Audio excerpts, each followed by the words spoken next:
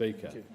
It is with profound sadness and concern for the terrorised men, women and children in Iraq and Syria that all of us rise to speak about the developing situations in the region.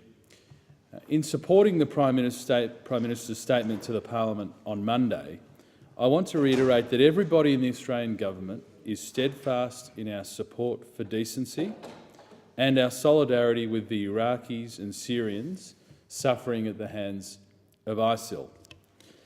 The brutality of the hate-fuelled terrorist movement, which, as the Prime Minister said on Monday, offensively calls itself the Islamic State, knows no bounds. Each and every day there are media reports coming out of the region that describe mass executions, beheadings, crucifixions and other tortuous acts carried out by this death cult.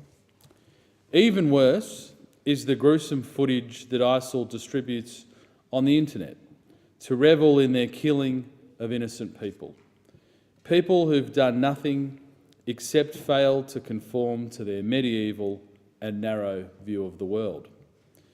Just this morning, we received reports of ISIL posting footage of the purported beheading of a second American journalist, Stephen Sotloff, exulting in this cruelest form of barbarism.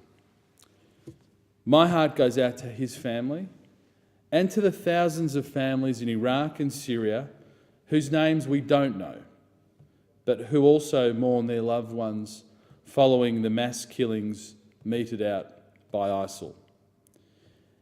As Australians, we can't stand by and watch such suffering. We can't hear reports of a potential genocide developing and turn away. It's simply not in our nature. Our history has shown time and again that as a country we will not let pure evil reign unchecked or fail to come to the aid of vulnerable people. We don't seek out conflict, but we do play our part in resolving and assisting people in need. The current situation in Iraq is no different. As the Prime Minister said in his statement to the Parliament on Monday, we can't in good conscience let the Iraqi people face this horror alone or ask others to do in the name of human decency what we won't do ourselves. So as a government, and with the valued support of the Australian people, we're doing what is decent and right and providing military and humanitarian assistance to besieged people in the region.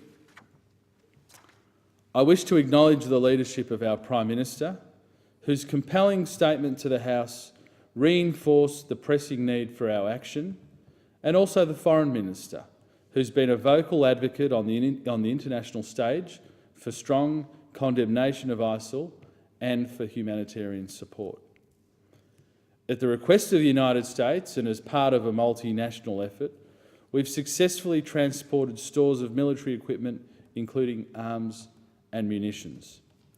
Australian aircraft have also assisted in successful airdrops of food, water and hygiene supplies to people trapped on Mount Sinjar and in the town of Amelie.